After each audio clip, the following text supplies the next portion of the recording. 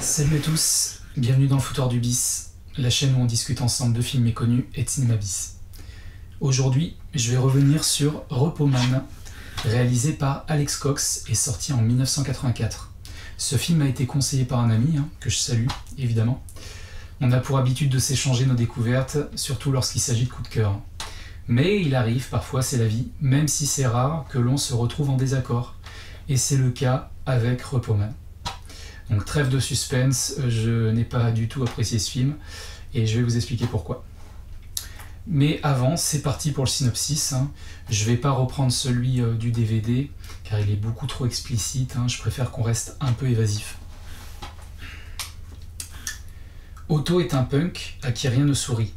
Alors qu'il vient de perdre son travail, sa petite amie le quitte pour un autre. Perdu, le jeune homme erre dans Los Angeles et fait connaissance de Bud qui lui propose de travailler pour lui.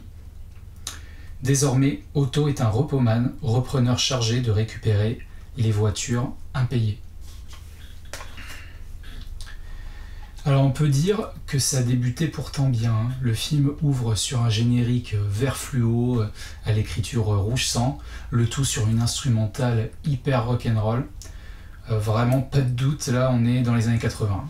Côté casting, j'ai le plaisir de retrouver deux acteurs fort sympathiques, à commencer par Emilio Estevez, que j'ai découvert dans Maximum Overdrive. C'est un petit plaisir coupable, parce que c'est détesté de tout le monde ce film, et moi que j'aime beaucoup à titre personnel. C'était la seule réalisation de Stephen King au cinéma. À ses côtés, donc, Harry Dean Stanton. Bon, lui au CV long comme le bras, c'est un immense acteur de second rôle. Alien, Sailor et Lula, New York 97, Christine, La dernière tentation du Christ, Twister, et j'en passe, bref, on est pas mal. Et les premiers plans mettent en scène un contrôle de police sur un type louche roulant sur une nationale perdue dans le désert. Voyant le manque de coopération du conducteur, le flic décide de jeter un œil au coffre de la voiture. Grave erreur, car une fois ouvert, il se retrouve ébloui par une lumière blanche très vive et il finit littéralement réduit en cendres, quoi, avec ses bottines fumantes comme seul témoignage du drame. Et là, je vois cette scène surréaliste et je viens de me prendre un générique flashy du gros rock dans la tronche. Je me dis, waouh, est-ce que je serais pas face à un délire complètement déjanté, genre Retour des morts vivants ou Réanimator? Un trip coloré, une ambiance 80s direct en intraveineuse, quoi. Purée, j'avoue que j'étais comme un fou.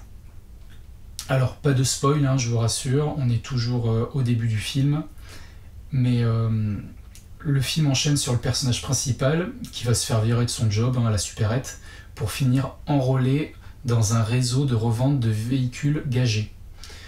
Alors, il est important de préciser qu'à première vue, le sujet de ce film ne va pas vraiment nous parler, puisque cette pratique n'existait alors qu'aux États-Unis. En France, on n'a pas connu ça du tout, je m'explique.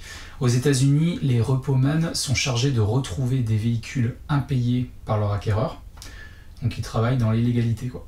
Ils voient une voiture gagée, hop, quelqu'un l'appelle, ils vont sur place, ils volent la voiture et ils la revendent. Donc forcément, les propriétaires ne peuvent pas y faire grand-chose vu qu'ils sont endettés jusqu'au cou, quoi. Voilà, c'est une sorte de petite combine là-bas, je sais pas si ça existe encore. Donc jusqu'ici, je me laisse prendre au jeu et j'attends évidemment que l'événement surréaliste du début croise avec le héros et son job atypique. Seulement voilà, j'ai assez vite déchanté en fait. Repos Man, c'est assez paradoxal. Parce que, c'est dur à expliquer, le film aborde plein de sujets différents, part dans tous les sens, ovni, agents gouvernementaux, gangsters, savants fous, braqueurs à crête iroquoise, la totale quoi, mais sans qu'il se passe grand chose au final. Et c'est ça qui est fou. Une fois le film terminé, je me suis même demandé à quoi avait vraiment servi Otto, qui passe son temps à effectuer cette tâche répétitive de voler des bagnoles. Je sais pas, il doit en voler 5 ou 6. Il interagit avec plein de personnages peu intéressants, faut bien le dire. Et moi, ce qui m'intéresse, c'est de comprendre à quoi sert ce coffre magique, quoi.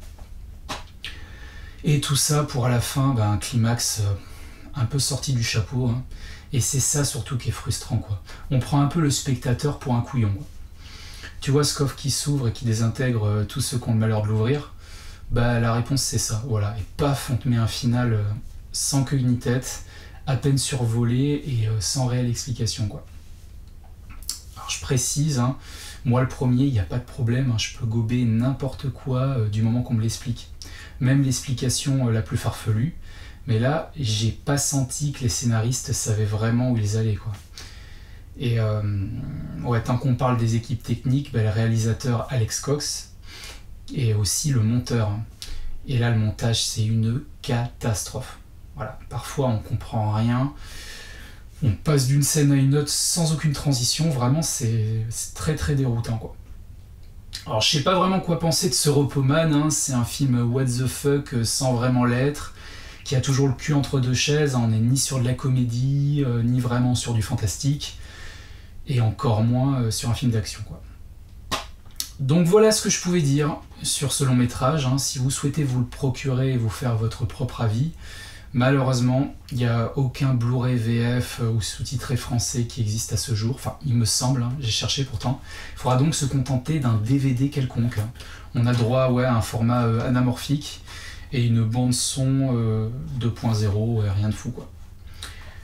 Donc vous l'aurez compris, je n'ai pas apprécié ce film, hein, que certains considèrent comme culte, hein, à mon grand regret.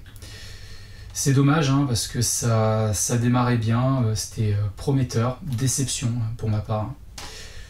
Ce que je pourrais dire, c'est quand on aime les huîtres, on sait que ceux qui détestent ça passent vraiment à côté de quelque chose. Ben, je suis peut-être passé à côté d'une pépite, hein, je suis désolé. Donc je vais lui attribuer la note de 8 sur 20.